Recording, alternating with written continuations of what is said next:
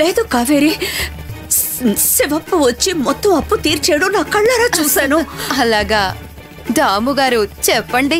అయ్యో గోదావరి అమ్మగారు, వాళ్ళు తీసుకున్న అప్పు 10 రూకలు కాదు, మొత్తం 110 రూకలు.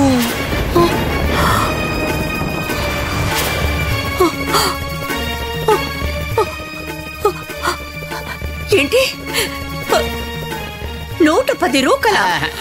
ఇలా చూడుదాము, అబద్ధం చెప్తే వేలాడి తీయండి అంటావు కదా, నేను ఇప్పుడు వేలాడి తీస్తాను. అయ్యో నువ్వెందుకు పూనకం వచ్చినట్టు ఊగిపోతున్నావు? కావేరి, ఇలా చేయడం పాపం, నిజంగా మహా పాపం. నీకెందుకు అర్థం కావడం లేదు? గుడి తలుపులు మూసేస్తారా? అది ఏకాదశి నాడు. మీ అహంకారం దేవుడి మీద. ఇక మిమ్మల్ని ఎవరు కాపాడతారు చెప్పండి, ఎవరు కాపాడతారు? పాండురంగ,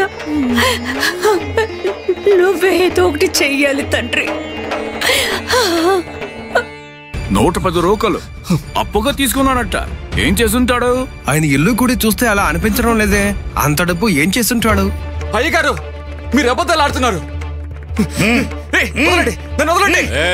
వదిలేండిరా అయ్యగారు, ఇదంతా అబద్ధం, నిజం కాదు, అబద్ధం. మీరేమన్నారు? 110 రూకలా? 110 రూకలు ఇవ్వాలా?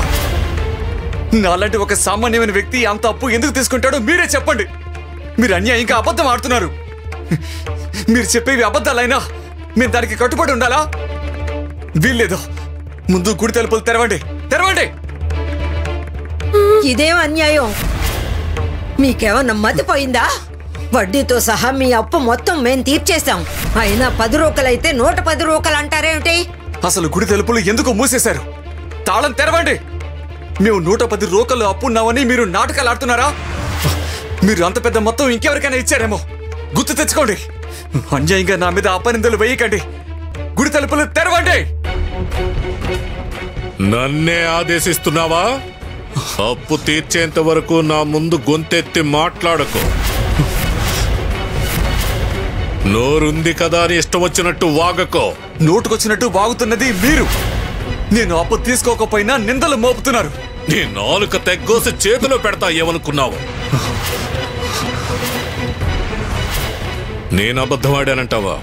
ఎంత ధైర్యం? నేను నీ యజమాని. నేను నీతో పరాచకాలు ఆడట్లేదు.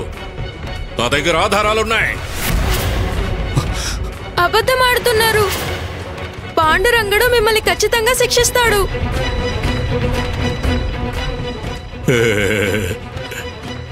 ఈ పాండురంగడు నన్నేం శిక్షిస్తాడు? తలుచుకుంటే నేనే మీ పాండురంగడిని శిక్షించగలను. గుడి తలుపులు మూసి ఆయన్ని బందీని చేశాను.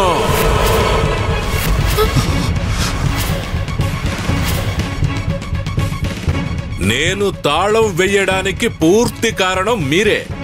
విషయం ఏంటంటే, తీసుకున్న అప్పుకు బదులుగా మీ ఇల్లు జప్తు చేసుకుందాం అనుకున్నాను. ఒకవేళ మీ ఇల్లు స్వాధీనం చేసుకుని ఉంటే మీరందరూ వచ్చి గుళ్ళో తిష్ట వేసేవారు. నా పాండురంగడు అంటూ. మీ అందరికీ రోజంతా పాండురంగడి స్మరణే కదా. పిలవగానే ఆయన పరిగెత్తుకుంటూ వచ్చేస్తాడు. అందుకే నేను గుడి తలుపులు మూసేశాను. సకు, నీ పాండురంగడిని నేను బందీని చేసేశాను. శాశ్వత బందీ. గుడికి తాళం వేసేశాను.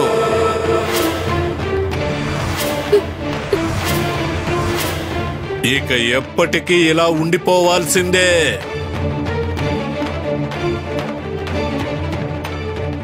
అవును, నీ పాండురంగుడు చాలా శక్తివంతుడు కదా. త్వరగా వచ్చి మీ 100 రూకల అప్పు తీర్చేమను. నాకు 100 రూకలు ఇస్తే ఆలయం తలుపులు తెరుస్తాను. మీరు నా దగ్గర తీసుకున్న అప్పు తీర్చిన తరువాతే ఈ గుడి తలుపులు తెరవబడతాయి. ఇక మాట్లాడడానికి ఏం లేదు.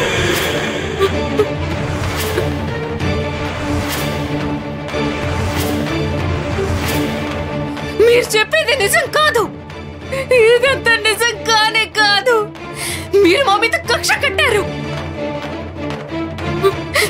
మనిషి కాదు, రాక్షసుడు. మమ్మల్ని ఇబ్బంది పెట్టడానికి కొత్త నాటకం మొదలు పెట్టారు. ఇందుక పాండురంగుడు మిమ్మల్ని. చాలే ఊరుకో. ఆయన నన్నేం చేస్తాడు? తనని తాను కాపాడుకోలేకపోయాడు. ఇక మిమ్మల్ని రక్షిస్తాడు, నన్నేం శిక్షిస్తాడు? ఈ జన్మలో మీరు అప్పు తీర్చలేరు. మీరు తలకిందులుగా తపస్సు చేసినా కూడా నిజాన్ని మార్చలేరు. భీముడు, నారయ్య, కాపలా కాయండి. గుర్తుంచుకోండి, ఈ రోజు మీ వల్ల పాండురంగడికి శిక్ష పడింది. ఇది మర్చిపోకండి.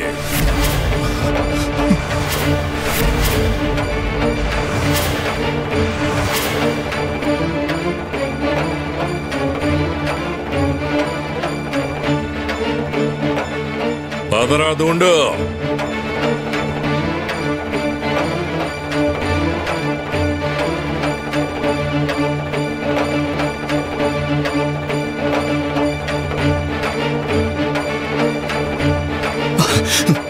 అయ్యగారు,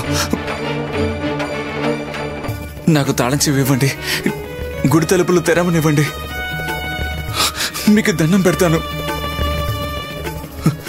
మూర్ఖంగా ప్రార్థించకండి. నేను మీ అప్పు తీర్చేశాను కదా. అరే, నువ్వు నన్ను ఇంతగా ప్రాధేయపడే బదులు ఆ 100 రూకలు ఇచ్చేయచ్చు కదా. గుడి తెరుచుకుంటుంది, పూజలు చేసుకోవచ్చు. అసలు నిన్నెవరు అడ్డుకుంటున్నారు? అరే లేదు లేదు లేదు శివప్ప, నువ్వు అప్పు తీర్చలేవు. నువ్వు మరీ ఎందుకింత కఠినంగా ప్రవర్తిస్తున్నావు? అయినా నీ దగ్గర చాలా తేలికైన రాజమార్గం ఉంది కదా. నువ్వు ఎంత త్వరగా నన్ను ప్రసన్నం చేసుకుంటే నీకు అంత మంచిది. లేదంటే ఈ తాళం చెవి నా దగ్గరే ఉండిపోతుంది శాశ్వతంగా.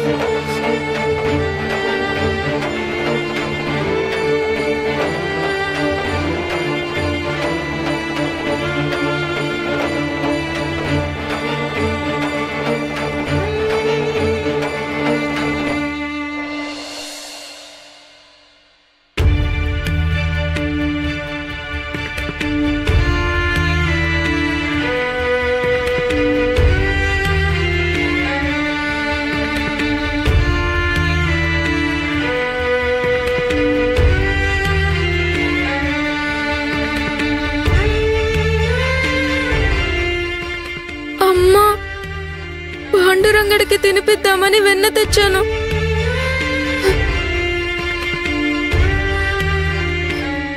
పాండురంగ, వెన్న కోసం ఎదురు చూస్తున్నావు కదా?